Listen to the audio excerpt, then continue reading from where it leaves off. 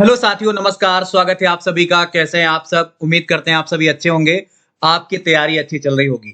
जिन बच्चों की परीक्षाएं आने वाली हैं वो अपनी तैयारी को और बेहतर करें। अगर आप चाहते हैं आप रेलवे ग्रुप डी से संबंधित फ्री प्रैक्टिस टेस्ट प्राप्त करना, तो आप हमारे टेलीग्राम से जुड़ सकते हैं, जहां पर आपको बहुत सारे जीके जीएस के फ्री प्रैक्टिस टेस्ट मिल जाएंगे। इसके लिए आपको नीचे वीडियो के डिस्क्रिप्शन में लिंक मिल जाएगा, या फिर आप डायरेक्ट जाकर टेलीग्राम पर दीपक सर की पाठशाला सर्च करके ऐड हो सकते हैं। और अगर आप नए हैं तो प्लीज चैनल को सब्सक्राइब कर लें, जिससे आपको काफी लाभ मिलेगा। तो आइए हम जान लेते हैं कि ग्रुप डी भर्ती प्रक्रिया में क्या बदलाव हुआ है और क्या चीज आपको जानना आवश्यक है। विस्तार से चीजों को जान लेते हैं। तो भाई, पहली बात तो यहाँ पे अगर आप जाएंगे रेलवे की ऑफिशियल वेबसाइट पर, तो यहाँ पे आपको नोटिस मिल जाएगा। नोटिस आपको हिंदी में भी मिलेगा और नोटिस आपको इंग्लिश में भी मिलेगा। तो जैसी सुविधा हो आप वैसा पढ़ सकते हैं, आप उस भाषा में चीजों को देख सकते हैं। चलिए फिलहाल हम हिंदी वाले को और जूम कर लेते हैं, विस्तार से जान लेते हैं।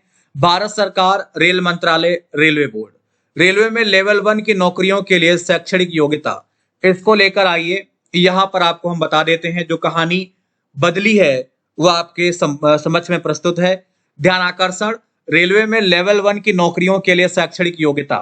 तो ये आपको नोटिस मिल जाएगा, आप ऑफिशियल वेबसाइट पर भी आप इसे प्राप्त कर सकते हैं, वहीं से ये लिया गया है। तो रेलवे में सिविल इंजीनियरिंग, मैकेनिकल, इलेक्ट्रिकल और सिग्नल और टेलीकॉम विभागों तथा कैटरिंग प्रभाग में मैट्रिक्स के लेवल 1 में कर्मचारियों की सीधी भर्ती के लिए निर्धारित शैक्षणिक योग्यता national council for vocational training द्वारा प्रदत्त नेशनल अप्रेंटिस सर्टिफिकेट सहित, मतलब इसके साथ में 10वीं या फिर आईटीआई सहित 10वीं होना अनिवार्य है। समझ गए भाई? या तो आप क्या हो, अप्रेंटिस सर्टिफिकेट हो आपके पास और 10वीं, या फिर आईटीआई प्लस 10वीं। ये चीज आपको जरूरी है आपके पास होना। हालांकि यहाँ पे आप पूरा पढ़ लीजिए, इससे पहले क्या कहानी थी और क्या बदलाव आया है इसको आपको हम बताना चाहेंगे।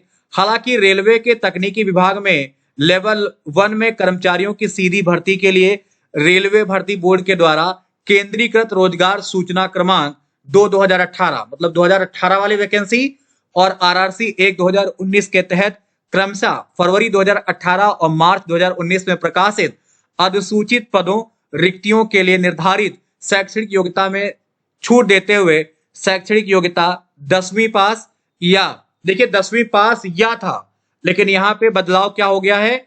बदलाव ये हुआ है कि यहाँ पे अप्रेंटिस प्लस 10वीं या आईटीआई प्लस 10वीं ये किया गया है। और पहले क्या था? अगर आप 10वीं पास हैं या national council for vocational training द्वारा प्रदत्त नेशनल अप्रेंटिस सर्टिफिकेट या आईटीआई या समक्ष में योग्यता रखते हैं, तो आप इसके लिए ये जो पद ऊपर लिखे हुए हैं इनके लिए आप योग्य होंगे। समझ गए? ऊपर जो आपको पद दिखाई पड़ रहे हैं इनके लिए अब आपको क्या योग्यता चाहिए, वही लोग इसमें सेलेक्ट होंगे जिनके पास क्या योग्यता होगी, 10th प्लस अप्रेंटिस या फिर 10th प्लस आईटीआई। समझ गए? पहले ऐसा नहीं था, वो सिस्टम अलग था जो नीचे लिखा हुआ है। यहां पर आप देख पा रहे होंगे ये कहानी पहले की है, और जो बदलाव हुआ है ये आपकी कहानी ऊपर की है, जिसको आप अच्छे से देख पा रहे होंगे। चलिए थोड़ी जानकारी और लेते हैं। जनसाधारण को सूचित किया जाता है कि न्यूनतम शैक्षणिक योग्यता में यह छूट केवल एक विशेष व्यवस्था थी। समझ गए? जो आपकी छूट थी जो दिखाई दे रही है यह एक विशेष व्यवस्था थी, तथा केंद्रीकृत रोजगार सूचना क्रमांक 2/2018 और आरआरसी 1/2019 के तहत हो रही भर्तियों के लिए ही है।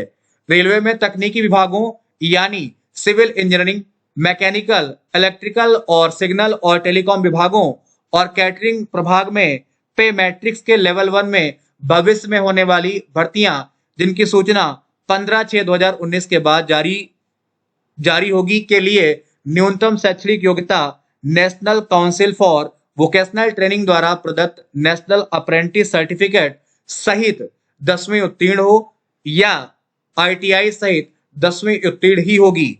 सभी भावी उम्मीदवार तदनुसार अपने आप को तैयार रखें। तो ये चीज आपको याद रखना है। यहाँ पर आपको दिए गए पदों के लिए योग्यता क्या चाहिए, अप्रेंटिस प्लस 10 या आईटीआई प्लस 10, तभी आप इसके लिए योग्य होंगे। तो यही आपकी अपडेट थी, यही आपका प्रक्रिया में बदलाव था। जिसको आपको जानना चाहिए, जो बच्चे इससे संबंधित हैं वो इस चीज को याद रखें। बाकी आप में से जिन भी बच्चों का जो भी समस्या है, अगर आप कुछ जानना चाहते हैं तो नीचे कमेंट बॉक्स में अवश्य लिखें। हम जल्द मुलाकात करेंगे आपसे। फिलहाल के लिए इतना ही। नमस्कार।